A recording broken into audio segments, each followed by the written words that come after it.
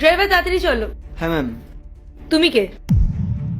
আসলে ম্যাম আমি তপন রায়ের ছেলে। আসলে বাবার শরীরটা আজকে খুব খারাপ, তো তাই জন্য ওনার জায়গায় আমি এসেছি। আচ্ছা, তার মানে তুমি তোমার বাবার জায়গায় এসেছো। তো তোমার ইউনিফর্ম কোথায়?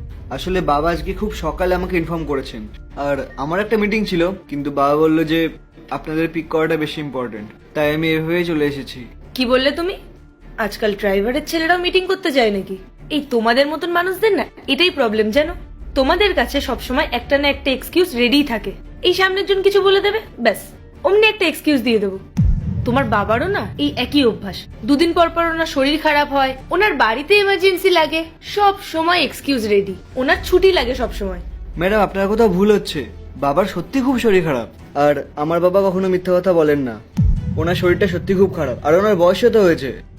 ঠিক আছে, মেনে নিলাম যে তোমার বাবা সত্যি কথা বলেছে, ওনার সত্যি সত্যি শরীর খারাপ, আর ওনার জায়গায় তুমি কাজে এসেছো। কিন্তু তোমার ইউনিফর্ম কোথায়? আর ইউনিফর্ম ছাড়া তুমি কাজ করবে কি করে? ম্যাডাম আজকের দিনটা একটু ম্যানেজ করে নিন, পরের দিন আমি ইউনিফর্ম পরে আসবো। ঠিক আছে, এরপর থেকে খেয়াল রাখবে। চল।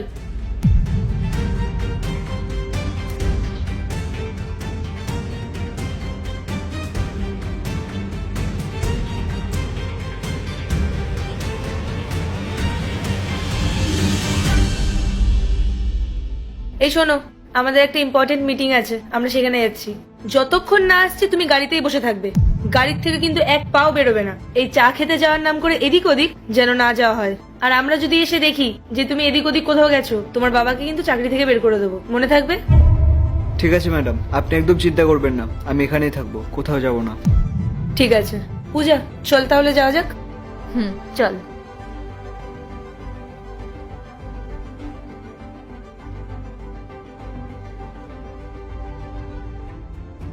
ওকে, আমাকে ফাইলটা সেন্ড করে দিও। বাই। ও হ্যালো, তুমি এখানে কি করছো?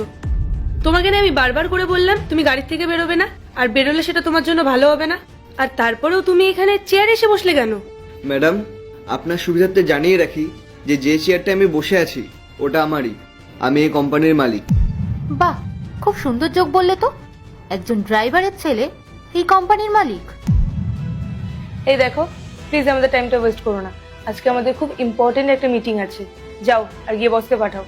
ম্যাডাম আমি কাজ নিয়ে কখনো মজা করি না, আমি সিরিয়াসলি বলছি। আমি এই কোম্পানির ওনার, আর আপনাদের যার সাথে মিটিং ফিক্স হয়েছে তার নাম রোহন রয়। আর আনফর্চুনেটলি আমি সেই রোহন রয়।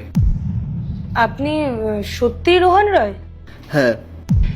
কিন্তু আমি একটা কথা বুঝতে পারছি না, আপনি যদি এত বড় একটা কোম্পানির মালিক হয়ে থাকেন, তাহলে আপনার বাবা ড্রাইভারের জব কেন করে? আসলে কি বলুন তো ম্যাডাম, আমার বাবা দিনরাত পরিশ্রম করে আমাকে এতটাই যোগ্য করে তুলেছে যাতে আমি এত বড় কোম্পানিটাকে চালাতে পারি। আর আমার বাবা এই কাজটা করে কারণ উনি এই কাজটা করতে পছন্দ করে। আজকে নেহাত বাবার শরীরটা একটু খারাপ, তাই বাবা কাজে আসতে পারেনি।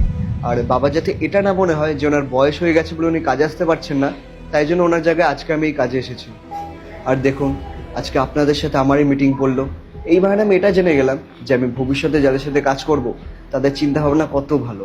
মানে যারা গরিব মানুষ তারা জীবনে কিছুই করতে পারবে না, আর যারা বয়স্ক তারা নানান রকমের বাহানা দেবে। কখনো জ্বর হয়েছে, কখনো মাথা ব্যথা, কখনো গা হাত পা ব্যথা। ম্যাডাম আপনাদেরকে একটা কথা বলছি, আপনাদের বাবা মায়ের বয়স হয়েছে, আজ হয়নি হয়তো কাল অবশ্যই হবে। তখনও কি আপনারা তাদেরকে এটাই বলবে যে তোমাদের বয়স হয়ে গেছে, তোমরা এই কাজ করছো না, এই অজুহাত দিচ্ছ, এই বাহানা করছো, এটা সেটা? ম্যাডাম প্রত্যেকেই না পরিশ্রম করে জীবনে সফল হয়, আর সবাই চায় সে তার জীবনটাকে ভালোভাবে লিড করবে। আর আপনাদের মতো কিছু মানুষ আছে যাদের কাছে সামান্য কিছু টাকা এলেও তারা সেই টাকা নিয়ে অহংকার করতে থাকে। আপনারা না মানুষকে মানুষ বলে ভাবেন না, যখনই সুযোগ পান সামনের মানুষটাকে অপমান করেন। আচ্ছা, আপনারা কখনো এটা ভেবে দেখেছেন আপনারা যে সামনের মানুষটাকে অপমান করছেন, তাকে উল্টোপাল্টা কথা বলছেন, তখন তার মনের মধ্যে কি চলছে? ওই যে কথায় আছে না, যেটা হয় সেটা ভালোই হয়। ভালোই হয়েছে, আজকে এই অপমানটা আমার বাবাকে শুনতে হতো, তার জায়গায় আমি চলে এসেছি। আরেকটা কথা জানেন তো, আপনাদের এই কথায় না আমার একটুও খারাপ লাগেনি, কারণ আপনাদের মতো মানুষদের সাথে আমার মেলামেশা হতেই থাকে। কিন্তু আমার বাবার তো সব অভ্যেস নেই। জানি না আপনারা যে ব্যবহারটা আমার সাথে করলেন সেটাই যদি আমার বাবার সাথে করতেন, বাবার কতটা কষ্ট হতো। হ্যাঁ স্যার, সরি, আমাদের ভুল হয়ে গেছে। আজকের পর থেকে এমনটা আর কখনো হবে না। কিন্তু স্যার, এই বিষয়টার জন্য আপনি প্লিজ মিটিংটা ক্যান্সেল করবেন না। এই মিটিংটা হওয়া আমাদের জন্য খুব ইম্পর্টেন্ট। এই প্রজেক্টের পেছনে আমরা অনেক পরিশ্রম করেছি। ঠিকই বলেছেন, এই প্রজেক্টটা যতটা আপনাদের কাছে ইম্পর্টেন্ট ততটা আমার কাছে ইম্পর্টেন্ট। আর আপনাদের জায়গায় যদি অন্য কেউ থাকতো না, তাহলে তাদেরকে আমি অ্যালাউ করতাম না। আমার বাবা আপনাদের ওখানে কাজ করে, তাই আমি এটা করছি।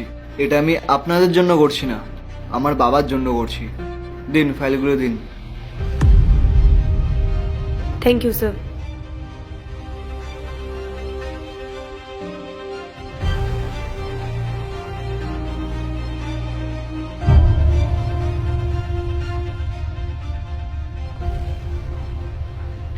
ঠিক আছে, আমি এই ফাইলগুলো পাঠিয়ে দিচ্ছি।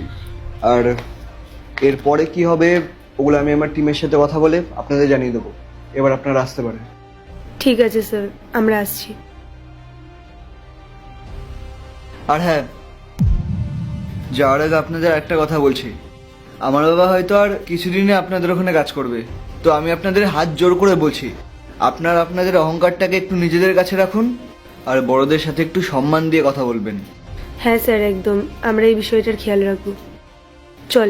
চল।